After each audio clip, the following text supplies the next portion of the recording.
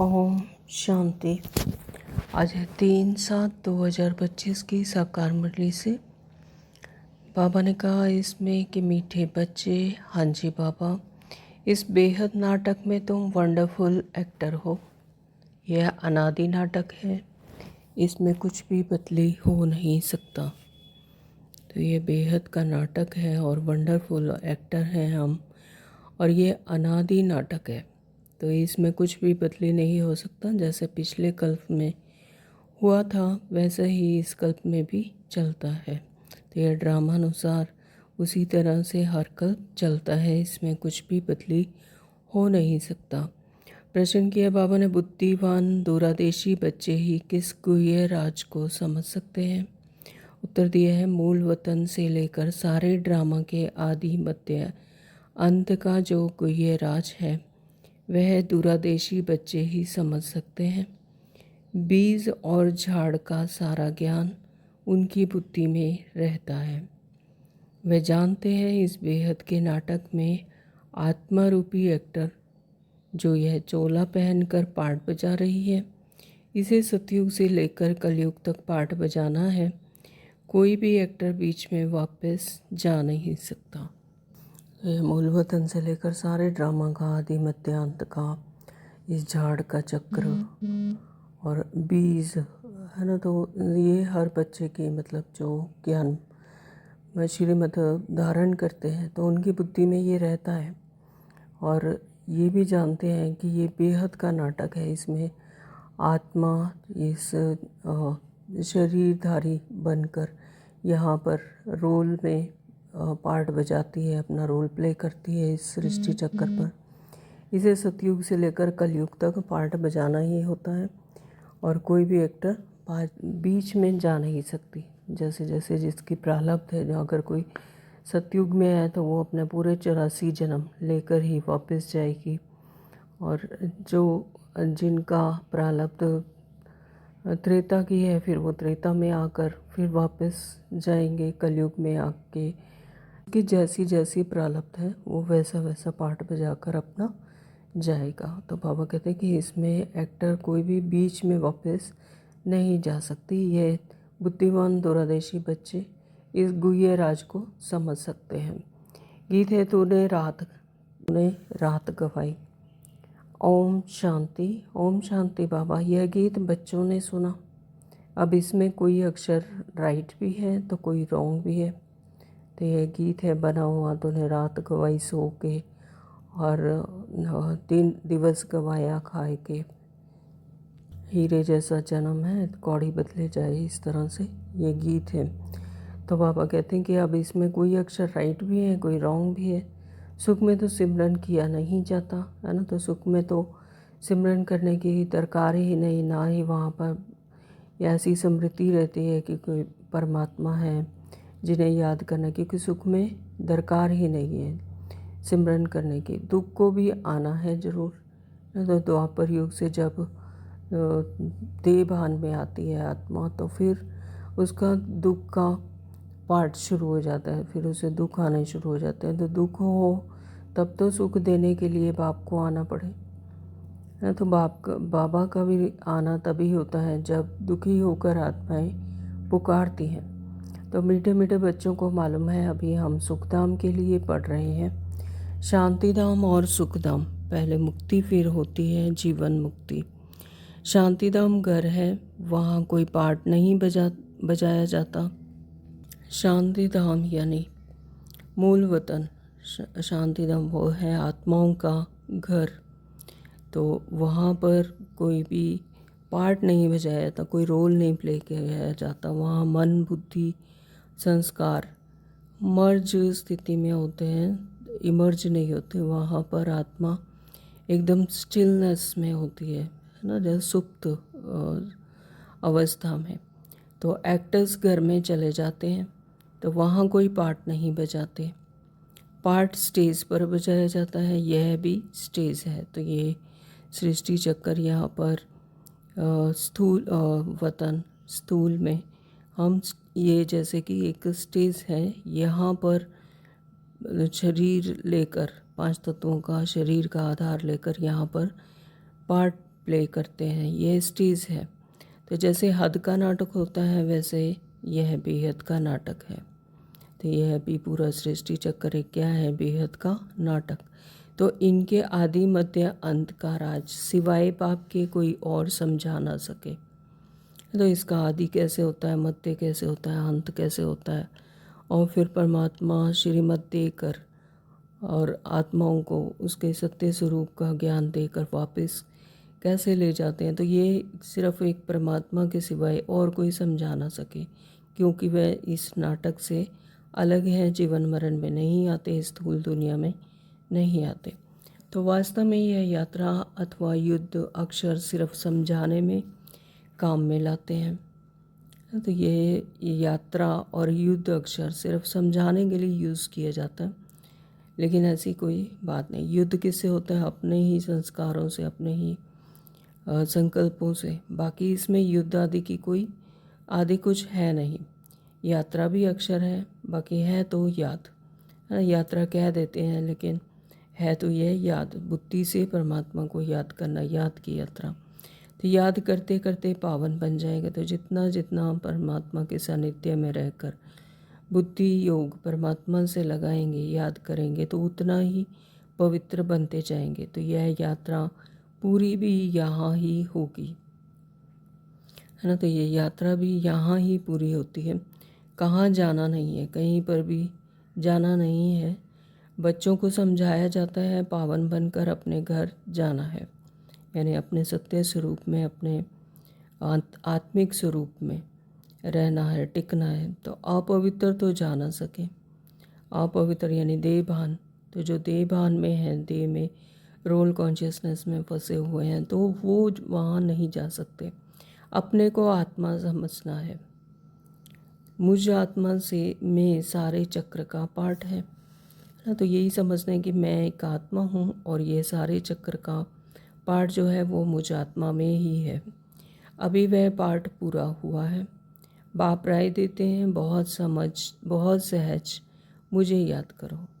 तो परमात्मा हमें रोज़ श्रीमत देते हैं कि अब यह पार्ट पूरा हुआ, और राय देते हैं कि अब मुझे याद करो। ये बहुत सहज है। बाकी बैठे तो यहाँ ही हो, कहाँ जाते नहीं हो, जाना कहीं नहीं है, सिर्फ अपनी आत्मिक स्मृति में, इस शरीर में रहते हुए सिर्फ यही स्मृति रहे कि मैं एक आत्मा हूँ।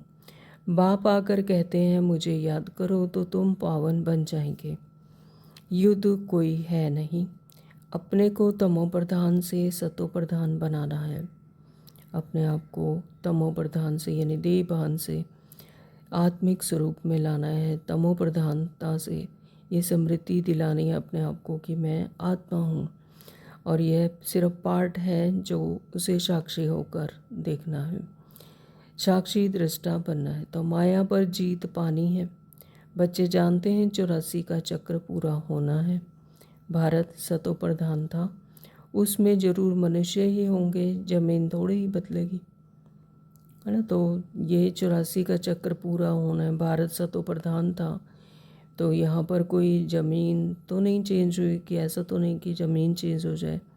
तो रहना यहीं पर है, स्थूल वतन यही है, लेकिन यहाँ पर प्रकृति सारी चेंज हो जाएगी, यानी जो तमो प्रधानता है, जो विकार हैं, वो सब समाप्त हो जाएंगे, और आत्माएं अपने आत्मिक स्वरूप में रहकर अपने आत्मिक मूल गुणों को, तो वो इमर्ज हो जाएंगी। तो अभी तुम जानते हो हम सतो प्रधान थे, फिर तमो प्रधान बने, अब फिर सतो प्रधान बनना है। मनुष्य पुकारते भी हैं आकर हमको पतित से पावन बनाओ, परंतु वे कौन है, कैसे आते हैं, कुछ भी नहीं जानते, है ना। मनुष्य ऐसे पुकारते हैं, इतने 63 जन्मों से बुलाते हैं कि हे परमात्मा आओ, हमें पतित से पावन बनाओ, लेकिन वे कौन हैं, कैसे हैं, कुछ नहीं जानते। अभी चाहे सम्मुख भी हैं लेकिन समझते कुछ भी नहीं। अभी बाबा ने तुम्हें समझदार बनाया है। कितना ऊंच मर्तबा तुम पाते हो। परमात्मा ने हमें ज्ञान दिया, हमें हमारे आत्मिक स्वरूप का परिचय दिया, अपना परिचय दिया, हमें समझ दी इस 84 के चक्र का। तो बाबा कहते तुम कितना ऊंच मर्तबा पाते हो। वहाँ के गरीब भी बहुत ऊंचे हैं। कहाँ के? सतयुग के, है ना। तो कोई ये भान ही नहीं कि कौन गरीब है कौन साहूकार है, यहाँ के साहूकारों से, क्योंकि सुख शांति आनंद हर किसी को है। भले कितने भी बड़े बड़े राजाएं थे, धन बहुत था, परंतु हैं तो बेकारी ना। तो यहाँ पर चाहे कोई राजा भी हैं, लेकिन जो आत्मिक गुण हैं वो नहीं है, उससे रहित हैं। तो चाहे धन है तो धन तो स्थूल चीज़ें, स्थूल साधन है, लेकिन है तो विकारी ना। तो इसलिए बाबा कहते कि भले यहाँ के जो साहूकार हैं उनसे भी वहाँ के गरीब ज़्यादा ऊंचे हैं। इनसे वहाँ की साधारण प्रजा भी बहुत ऊंच बनती है। बाबा फर्क बतलाते हैं। रावण का परछाया आने से पतित बन जाते हैं। तो रावण का परछाया यानी विकार जब आने लगते हैं ना, अपने ही आत्मा के जो मूल गुण हैं उन्हें ही भूल जाते हैं कि शांति तो मेरा मूल गुण है, शांति आनंद पवित्रता तो ये मेरे मूल गुण है। जब उसी से ही विस्मृति हो जाती है तो फिर रावण की परछाया आने से बाबा कहते पतित बन जाते हैं। निर्विकारी देवताओं के आगे अपने को पतित कह माथा जाकर टेकते हैं। तो निर्विकारी देवताओं के आगे, है ना, अपने को पतित कहकर माथा टेकते हैं। तो अभी भी हम देखते हैं कि जड़ चित्रों को जो इष्ट देव हैं उनकी जाकर पूजा करते हैं। क्यों? क्योंकि वो पावन हैं, पवित्र हैं, उनमें वो सात मूल गुण थे। और अभी जो पतित हैं फिर वो उनको जाकर माथा टेकते हैं।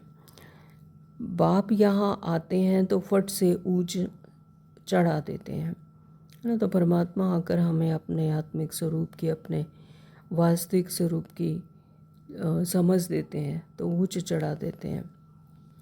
सेकंड की बात है, अभी बाप ने तीसरा नेत्र दिया है ज्ञान का, तुम बच्चे दूरदेशी बन जाते हो। ऊपर मूल वतन से लेकर सारे ड्रामा का चक्कर तुम्हारी बुद्धि में याद है। जैसे हद का ड्रामा देखकर फिर आए सुनाते हैं ना, क्या क्या देखा बुद्धि में भरा हुआ है, जो वर्णन करते हैं आत्मा में भर कर आते हैं, फिर आकर डिलीवरी करते हैं। जैसे स्थूल दुनिया में भी अगर कोई ड्रामा देख कर आते हैं तो फिर क्या क्या देखा हो तो वो पूरा जैसे बुद्धि में बैठा होता है, तो फिर वैसा का वैसा वो सुना देते हैं। तो इसी तरह से यहाँ पर भी पूरे ड्रामा का चक्कर जब बुद्धि में याद है तो आत्मा में भर कर आते हैं। बाबा कहते फिर आकर डिलीवरी करते हैं। यह फिर है बेहद की बातें। तुम बच्चों की बुद्धि में इस बेहद ड्रामा के आदि मध्य अंत का ज्ञान राज रहना चाहिए, जो रिपीट होता रहता है। उस हद के नाटक में तो एक एक्टर निकल जाता है तो फिर बदले में दूसरा आ सकता है। कोई बीमार हुआ तो उनके बदले फिर दूसरा ऐड कर देते हैं। तो यहाँ पर जो हद के नाटक है उसमें अगर, क्योंकि नाटक तो होना ही है, पूरा करना ही है, तो अगर कोई एक्टर निकल जाता है या किसी कारणवश चला जाता है, बीमार हो जाता है, तो फिर दूसरे को ऐड कर लेते हैं, यानी नाटक पूरा करते हैं। तो यह तो चैतन्य ड्रामा है, इसमें जरा भी अदली बदली नहीं हो सकती। लेकिन ये क्या है? चैतन्य ड्रामा है, बेहद का ड्रामा है। तो इसमें बाबा कहते कि कोई भी आत्मा को अदली बदली नहीं हो सकती, जिसका जो पार्ट है उसको वो निभाना ही है।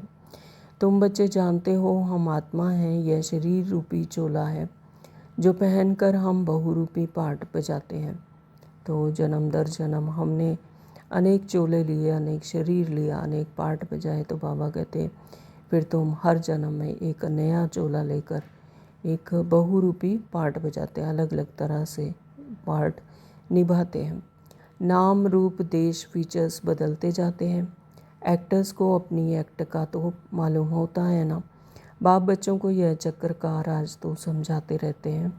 सतयुग से लेकर कलयुग तक आते हैं, फिर जाते हैं, फिर नए सिर आकर पार्ट बजाते हैं। इनकी डिटेल समझाने में टाइम लगता है। बीच में भल नॉलेज है, फिर भी समझाने में टाइम तो लगता है ना। तुम्हारी बुद्धि में सारा बीज और झाड़ का राज है, सो भी जो अच्छे बुद्धिमान हैं वही समझते हैं कि इसका बीज ऊपर में है। तो ये सारा ज्ञान हमारी बुद्धि में है कि बीज और झाड़ का राज कैसे है। और ये बाबा कहते हैं कि जो अच्छे बुद्धिमान हैं वही समझते हैं इसका बीज ऊपर में है, इनकी उत्पत्ति, पालना और संहार कैसे होता है, इसलिए त्रिमूर्ति भी दिखाया है। यह समझाने जो बाप देते हैं और कोई भी मनुष्य दे ना सके, क्योंकि परमात्मा ही इस सृष्टि चक्र से अलग हैं, न्यारे हैं, है ना। तो वही हमें यह समझ देते हैं और कोई मनुष्य दे ना सके, क्योंकि मनुष्य तो जीवन मरण में आते हैं और जन्म दर जन्म लेते लेते विस्मृति में हो जाती है। तो ऐसा कोई राजदार चाहिए जो कि हमें यह राज समझाए, है ना। तो वो सिर्फ एक परमपिता परमात्मा ही है। जब यहाँ आए तब पता पड़े, इसलिए तुम सबको कहते हो यहाँ आकर समझो। कोई कोई बहुत कट्टर होते हैं तो कहते हैं हमको कुछ सुनना नहीं है, कोई तो फिर सुनते भी हैं, कोई लिटरेचर लेते हैं, कोई नहीं लेते हैं। तुम्हारी बुद्धि अभी कितनी विशाल दूरादेशी हो गई है। तीनों लोगों को तुम जानते हो, मूल वतन जिसको निराकारी दुनिया कहा जाता है, बाकी सूक्ष्म वतन का भी कुछ भी है नहीं।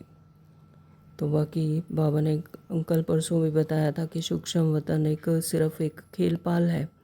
तो बाकी सूक्ष्म वतन कुछ है नहीं। कनेक्शन सारा है मूल वतन और स्थूल वतन से।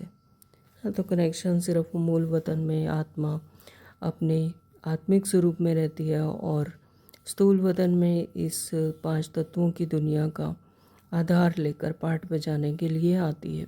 बाकी सूक्ष्म वतन तो थोड़ा टाइम के लिए है। सूक्ष्म वतन एक अपने प्रकाश का स्वरूप लेती है। तो वो बाबा ने बताया कि खेल पाल ही होता है, यानी थोड़े टाइम के लिए ही होता है, जब तक कि अब आत्मा अपने स्थूल वतन से आत्मिक स्वरूप में ना पहुंच जाए, तो सिर्फ उतना ही टाइम के लिए होता है। बाकी आत्माएं सब ऊपर से यहाँ आती हैं पाठ बजाने। यह झाड़ सब धर्मों का नंबरवार है।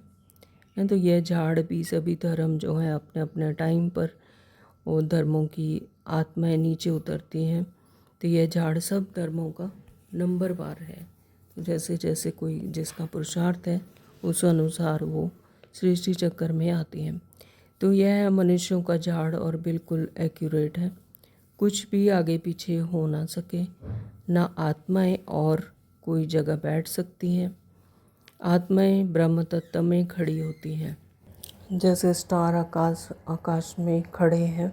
ये स्टार्स तो दूर दूर से छोटे छोटे देखने में आते हैं तो बड़े, लेकिन आत्मा तो ना छोटी है ना बड़ी होती है, ना ही विनाश को पाती है, यानी डेड साइलेंस में रहती है। आत्माएं ब्रह्म तत्व में सिर्फ एक स्टिलनेस में रहती हैं। तुम गोल्डन एज में जाते हो, फिर आयरन एज में आते हो। तो आत्मा अपने मूल वतन से गोल्डन एज में आती है, फिर धीरे धीरे जन्म दर जन्म लेते लेते सतो प्रधान से तमो प्रधानता में आती है, यानी आयरन एज में आती है। तो बच्चे जानते हैं हम गोल्डन एज में थे, अब आयरन एज में आ गए हैं। तो यह बच्चे जो श्रीमत ले रहे हैं तो उन्हें ये जानते हैं, ये ज्ञान है कि पहले हम गोल्डन एज में थे, अब आयरन एज में आ गए, यानी कलयुग में आ गए। कोई वैल्यू नहीं रही है। माया की चमक कितनी भी है, परंतु यह है रावण की गोल्डन एज। तो यह है रावण की गोल्डन एज, यानी यहाँ पर रावण का पूरा पॉम शो है, रावण का राज्य है। और वह है ईश्वरीय गोल्डन एज, यानी संगम युग, ईश्वरीय गोल्डन एज ना। तो डायमंड युग भी कहा जाता है संगम युग को, और सतयुग को कहते हैं गोल्डन एज। मनुष्य कहते रहते हैं 6-7 वर्षों में इतना अनाज होगा जो बात मत पूछो। देखो उन्हों का प्लान क्या है और तुम बच्चों का प्लान क्या है ना। तो मनुष्य क्या कहते रहते हैं कि 6-7 वर्षों में इतना अनाज होगा जो बात मत पूछो। और हम बच्चे जानते हैं कि अब ये कलयुग ख़त्म होने को है, तो विनाश को पाने को है और सतयुग आने वाला है। तो बाप कहते हैं मेरा प्लान है पुरानी को नया बनाना, तुम्हारा एक ही प्लान है। जानते हो बाप की श्रीमत से हम अपना वर्षा ले रहे हैं। बाबा रास्ता बताते हैं, श्रीमत देते हैं, याद में रहने की मत देते हैं। मत अक्षर तो है ना, तो संस्कृत अक्षर तो बाप नहीं बोलते हैं। बाप तो हिंदी में ही समझाते रहते हैं, भाषाएं तो ढेर है ना, है ना। एक्चुअली तो बात है आत्मा की समझ की। तो संस्कृत अक्षर ऐसा नहीं है कि संस्कृत में बाबा बताते हैं, यह हिंदी ही समझाते रहते हैं। तो जिस भी भाषा में समझ आती है, भाषाएं तो ढेर है ना, मेन बात है वाइब्रेशन की। इंटरप्रेटर भी होते हैं जो सुनकर फिर सुनाते हैं, यानी जो और भाषाओं को समझते हैं उन्हें चेंज कर कर उनकी भाषा में समझाया जाता है। हिंदी और इंग्लिश तो बहुत जानते हैं, पढ़ते हैं, बाकी माताएं घर में रहने वाली इतनी नहीं पढ़ती हैं। आजकल विलायत में अंग्रेजी सीखते हैं तो फिर यहाँ आने से भी इंग्लिश बोलते रहते हैं, तो जैसा देश वैसा ही भाषा बोलने लग जाते हैं। हिंदी बोल ही नहीं सकते, घर में आते हैं तो माँ से इंग्लिश में बात करने लग पड़ते हैं, यानी जैसे भाषा को अपना लेते हैं फिर वैसे ही भाषा यूज़ करने लग जाते हैं। तो वह बेचारी मूंझ पड़ती है, हम क्या जाने इंग्लिश से, फिर उनकी टूटी फूटी हिंदी सीखनी पड़े। तो सतयुग में तो एक राज्य एक भाषा थी। सतयुग में सभी अपने आत्मिक स्मृति में रहते हैं, तो एक भाषा एक राज्य। वहाँ पर भाषा में भी ज़्यादा आने की ज़रूरत ही नहीं पड़ती, क्योंकि आत्मा अपने सत्य स्वरूप में आत्मिक स्मृति में रहती है। एक ने संकल्प किया यानी अपने वाइब्रेशन से ही दूसरे तक पहुँच जाती है। तो जो अब फिर से स्थापन कर रहे हैं, हर 5000 वर्ष बाद यह सृष्टि का चक्र कैसे फिरता है, सो बुद्धि में रहना चाहिए। अब एक बाप की ही याद में रहना है, यहाँ तुमको फुर्सत अच्छी रहती है। अब एक बाप की ही याद में रहना है, यहाँ तुमको फुर्सत अच्छी रहती है। सवेरे में स्नान आदि कर बाहर घूमने फिरने में बड़ा मज़ा आता है। अंदर में यही याद रहे हम सब एक्टर्स हैं, है ना। तो मन बुद्धि में हमेशा यही याद रहे कि मैं एक आत्मा हूँ। तो बाबा कहते कि तुम्हें यहाँ पर फुर्सत अच्छी रहती है, सवेरे स्नान करके बाहर जब घूमने जाते हो तो तब भी अंदर में यही याद रहे कि हम सब एक्टर्स हैं, यहाँ पर सिर्फ रोल प्ले कर रहे हैं, लेकिन हैं तो हम एक्चुअली आत्माएं। तो यह भी अभी स्मृति आई है। बाबा ने हमको 84 के चक्र का राज बताया है। हम सतों प्रधान थे, यह बड़ी खुशी की बात है। मनुष्य घूमते फिरते हैं, उनकी कुछ भी कमाई नहीं। तुम तो बहुत कमाई करते हो ना। तो जो स्थूल दुनिया में मनुष्य घूमते फिरते हैं तो मौज करते हैं, तो उनकी कोई कमाई नहीं। लेकिन हम यहाँ पर बुद्धि से अपने इस शरीर में रहते ही बुद्धि से कमाई कर सकते हैं, सतयुग की प्रारब्ध पा सकते हैं। तो बाबा कहते तुम तो बहुत कमाई करते हो, बुद्धि में चक्र भी याद रहे, फिर बाप को भी याद करते रहो। कमाई करने की युक्तियाँ बाबा बहुत अच्छी अच्छी बताते हैं। जो बच्चे ज्ञान का विचार सागर मंथन नहीं करते हैं, उनकी बुद्धि में माया खिटखिट करती है। तो जो परमात्मा की याद में नहीं रहते, यानी इस स्थूल दुनिया में ही फंसे रहते हैं अपने बॉडी कॉन्शियसनेस में, तो उनको फिर माया भी खिटखिट करती रहती है, उन्हें ही माया तंग करती है। अंदर में यह विचार करो, हमने यह चक्र कैसे लगाया है। सतयुग में इतने जन्म लिए, फिर नीचे उतरते आए, अब फिर सतो प्रधान बनना है। बाबा ने कहा है मुझे याद करो तो सतो प्रधान बन जाएंगे। चलते फिरते बुद्धि में याद रहे तो माया की खिटखिट समाप्त हो जाएगी। जैसे एक बच्चा अपने माता पिता को याद रखता है या माँ अपने बच्चे को याद रखती है, तो इसी तरह से बाबा कहते चलते फिरते हुए सिर्फ बुद्धि में, बुद्धि योग परमात्मा, तो माया की खिटखिट समाप्त हो जाएगी। तुम्हारा बहुत बहुत फ़ायदा होगा। भले स्त्री पुरुष साथ जाते हों, हर एक को अपने सिर मेहनत करनी है अपना ऊंच पद पाने के लिए, है ना। तो हर किसी आत्मा की अपनी जर्नी है, तो इसके लिए अपने आप ही मेहनत करनी है और ऊंच पद पाना है। अकेले में जाने से तो बहुत ही मज़ा है, अपनी ही धुन में रहेंगे। दूसरा साथ में होगा तो भी बुद्धि इधर उधर जाएगी, है ना। तो जितना एकांत मिले तो वो अच्छी बात है। बाबा कहते हैं अपनी ही धुन में रहेंगे और दूसरा साथ होगा तो बुद्धि इधर उधर जाएगी। है बहुत सहज, बगीचे आदि तो सब जगह हैं। इंजीनियर होगा तो उनका यही चिंतन चलता रहेगा कि यहाँ पुल बनानी है, यह करना है। बुद्धि में प्लान आ जाता है। तुम भी घर में बैठो फिर भी बुद्धि उस तरफ लगी रहे। यह आदत रखो तो तुम्हारे अंदर यही चिंतन चलता रहे। स्थूल दुनिया में कोई इंजीनियर है या कोई भी अपने पद पर जो भी कार्य कर रहे हैं तो उनका अपने कार्य की तरफ ही बुद्धि रहती है। तो इसी तरह से बाबा कहते तुम अपनी रूहानी पढ़ाई करते हो तो तुम्हारे अंदर सिर्फ वो ज्ञान का ही मनन चिंतन चलना चाहिए। तो पढ़ना भी है, धंधा आदि भी करना है, बूढ़े जवान बच्चों आदि सबको पावन बनना है। आत्मा को हक है बाप से वर्षा लेने का। बच्चों को भी छोटेपन में यह बीज पड़ जाए तो बहुत अच्छा। आध्यात्मिक विद्या और कोई सिखा ना सके। जैसे हम परम पिता परमात्मा ही हमें आध्यात्मिक विद्या सिखाते हैं, है ना, तो और कोई सिखा ही नहीं सकते। तुम्हारी यह तो जो आध्यात्मिक विद्या है यह तुमको बाप ही आकर पढ़ाते हैं। उन स्कूलों में मिलती है जिस्मानी विद्या और वह है शास्त्रों की विद्या। तो यह फिर है रूहानी विद्या, तो जो तुमको भगवान सिखलाते हैं। इनका किसी को पता नहीं, इनको कहा ही जाता है स्पिरिचुअल नॉलेज। जो रूह आकर पढ़ाते हैं उनका और कोई नाम नहीं रखा जा सकता। यह तो स्वयं बाप आकर पढ़ाते हैं। भगवान वाच है ना, भगवान एक ही बार इस समय आकर समझाते हैं। इसको रूहानी नॉलेज कहा जाता है। वह शास्त्रों की विद्या अलग है, तुमको पता है, नॉलेज एक है जिस्मानी कॉलेज आदि की, दूसरी है आध्यात्मिक शास्त्रों की विद्या, तीसरी है यह रूहानी नॉलेज। तो वह भल कितने भी बड़े बड़े डॉक्टर ऑफ फिलॉसफी हैं परंतु उन्हों के पास भी शास्त्रों की बातें हैं। तुम्हारी यह नॉलेज बिल्कुल अलग है। यह स्पिरिचुअल नॉलेज जो स्पिरिचुअल फादर सभी आत्माओं का बाप है वही पढ़ाते हैं। उनकी महिमा है शांति सुख का सागर। कृष्ण की महिमा बिल्कुल अलग है। गुण अवगुण मनुष्य में होते हैं जो बोलते रहते हैं। बाप की महिमा को भी यथार्थ रीति तुम जानते हो। तो परमात्मा तो गुणों का सागर है, तो जो गुण और अवगुण होते हैं वो भी यहाँ पर मनुष्यों में ही होते हैं। बाबा कहते कृष्ण की महिमा बिल्कुल अलग है। गुण अवगुण मनुष्यों में होते हैं जो बोलते रहते हैं। बाप की महिमा को भी यथार्थ रीति तुम जानते हो। वह तो सिर्फ तोते मुआफिक गाते हैं, अर्थ कुछ भी नहीं जानते। तो बच्चों को बाबा राय देते हैं अपनी उन्नति कैसे करें।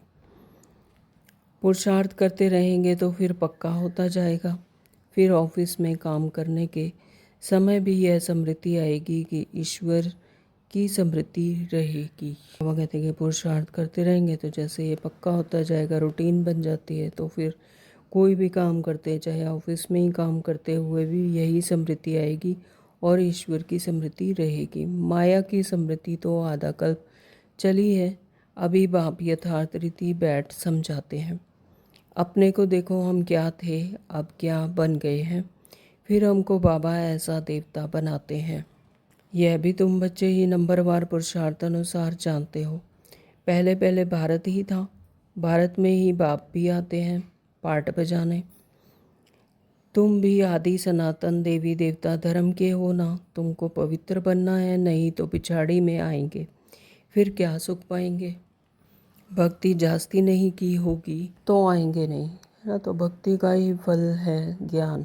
तो बाबा कहते कि अगर जिन्होंने भक्ति ज़्यादा नहीं की है तो वो आएंगे नहीं, समझ जाएंगे यह इतना उठाने वाला नहीं है। समझ तो सकते हैं ना, बहुत मेहनत करते हैं फिर भी कोई विरले निकलते हैं, लेकिन थकना नहीं है, मेहनत तो करनी है। मेहनत बगैर कुछ मिलता थोड़ी है ना। तो स्थूल दुनिया में बिना मेहनत के कुछ नहीं मिलता। तो बाबा कहते हैं थकना नहीं, मेहनत तो करनी है, मेहनत बगैर कुछ मिलता नहीं। और मेहनत क्या है? परमात्मा की याद। प्रजा तो बनती रहती है। बाबा बच्चों को उन्नति के लिए युक्ति बताते हैं। बच्चे अपनी उन्नति करनी है तो सवेरे सवेरे स्नान कर आदि कर एकांत में जाकर चक्कर लगाओ व बैठ जाओ। तंदुरुस्ती के लिए पैदल करना भी अच्छा है। बाबा भी याद पड़ेगा और ड्रामा का राज भी बुद्धि में रहेगा। कितनी कमाई है ना। तो चलते फिरते अपना स्थूल दुनिया के काम करते हुए सिर्फ बुद्धि से, बुद्धि योग परमात्मा की तरफ रहे तो फिर जो ड्रामा के राज हैं वो बुद्धि में रहेगा, वो खुलते जाएंगे। तो कितनी कमाई है, यह है सच्ची कमाई। वह कमाई पूरी हुई फिर इस कमाई का चिंतन करो। तो डिफ़िकल्ट कुछ भी नहीं है ना। तो बाबा कितना सहज कर बताते हैं। बाबा का देखा हुआ है, सारी जीवन कहानी लिखते हैं। आज इतने बजे उठा, फिर यह किया, समझते हैं पिछाड़ी वाले पढ़कर सीखेंगे। तो ब्रह्मा बाबा ने भी इसी तरह से अपनी जीवन की कहानी लिखी। इतने बजे उठा, ये किया, तो इससे क्या हुआ, वो यही समझते थे कि भी जो बाद में आने वाले बच्चे हैं वो पढ़कर सीखेंगे। तो बड़े बड़े मनुष्यों की बायोग्राफी पढ़ते हैं ना, तो बच्चों के लिए लिखते हैं। फिर बच्चे भी घर में ऐसे अच्छे स्वभाव के होते हैं। अभी तुम बच्चों को पुरुषार्थ कर सतो प्रधान बनना है। सतो प्रधान दुनिया का फिर से राज्य लेना है। तुम जानते हो कल्प कल्प हम राज्य लेते हैं फिर गवाते हैं। तो यह कल्प कल्प की बाजी है कि कैसे हम राज्य लेते हैं फिर गवाते हैं। तो यह होना ही है, हर कल्प होता है। तुम्हारी बुद्धि में यह सब है। यह है नई दुनिया, नए धर्म के लिए नई नॉलेज। इसलिए मीठे मीठे बच्चों को फिर भी समझाते हैं, जल्दी जल्दी पुरुषार्थ करो। शरीर पर भरोसा थोड़ी है।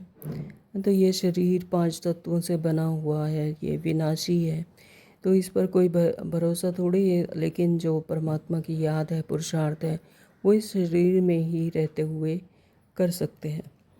आजकल मौत बहुत इजी हो गया है। वहाँ अमरलोक में ऐसा मृत्यु कब होती नहीं। अमरलोक में यानी सतयुग में इस तरह की कोई मृत्यु होती नहीं। अपनी इच्छा से एक शरीर छोड़कर दूसरा शरीर, है ना, साक्षात्कार होता है कि यहाँ पर जन्म होगा और फिर वहाँ पर जन्म ले लेते हैं। लेकिन वहाँ कोई रोना पीटना नहीं होता। लेकिन यहाँ पर तो शरीर का कोई भरोसा ही नहीं, ये कभी भी छूट सकता है। तो यहाँ तो बैठे बैठे कैसे मर जाते हैं। इसलिए अपना पुरुषार्थ करते रहो, जमा करते रहो। अच्छा, मीठे मीठे सिक्ल दे बच्चों प्रति माता पिता बाप दादा का याद प्यार और गुड मॉर्निंग। रूहानी बाप की रूहानी बच्चों को नमस्ते। हम रूहानी बच्चों की रूहानी माता पिता बाप दादा को याद प्यार और गुड मॉर्निंग। नमस्ते जी, नमस्ते जी, नमस्ते जी। शुक्रिया बाबा, आपका बहुत बहुत दिल से शुक्रिया। धारणा के लिए मुख्य सार में बाबा ने कहा, नंबर 1, बुद्धि को ज्ञान चिंतन में बिजी रखने की आदत डालनी है। मुरली में कोई भी पॉइंट जो भी क्लिक करती है उस पर चिंतन चलता रहे, बिजी रखने की आदत डालनी है। ज्ञान का मनन चिंतन बुद्धि में करते रहना है, तो व्यर्थ से भी बच जाएंगे और ज्ञान चिंतन से और बुद्धि खुलती जाएगी। जब भी समय मिले एकांत में जाकर विचार सागर मंथन करना है। तो इस स्थूल दुनिया की भागदौड़ से जितना भी एकांत में समय मिले तो उसमें विचार सागर मंथन करते रहना है। बाप को याद कर सच्ची कमाई जमा करनी है। नंबर 2, बाबा ने कहा, दूरादेशी बनकर इस बेहद के नाटक को यथार्थ रीति समझना है। दूरादेशी बनकर अपने आत्मिक स्थिति में रहकर इस बेहद के नाटक को साक्षी दृष्टा होकर, है ना, यथार्थ रीति से समझना है। सभी पाठधारियों के पाठ को साक्षी होकर देखना। तो सभी पाठधारियों को, कोई भी आत्मा है सराउंडिंग में, तो उनको भी उनके पाठ को नहीं बल्कि आत्मा की तरफ ध्यान देना है। पाठधारियों के पाठ को सिर्फ साक्षी दृष्टा होकर देखना है। वरदान दिया है बाबा ने आज, मधुरता के वरदान द्वारा सदा आगे बढ़ने वाली श्रेष्ठ आत्मा भव। मधुरता के वरदान से यानी जो आत्मा जितनी भी ही मधुर होगी, है ना, तो उसके लिए हर एक परिस्थिति से सहज ही पार कर सकेगी। अपने मीठे बोल से, अपने मीठी दृष्टि से दूसरी आत्माओं को भी चेंज कर सकती है, जिससे कि कैसा भी वायुमंडल हो उसे चेंज कर सकते हैं। तो बाबा कहते हैं ऐसे आगे बढ़ने वाली श्रेष्ठ आत्मा भव। बाबा ने कहा, मधुरता ऐसी विशेष धारणा है जो कड़वी धरनी को भी मधुर बना देती है। किसी को भी 2 घड़ी मीठी दृष्टि दे दो, मीठे बोल बोल दो, तो किसी भी आत्मा को सदा के लिए भरपूर कर देंगे।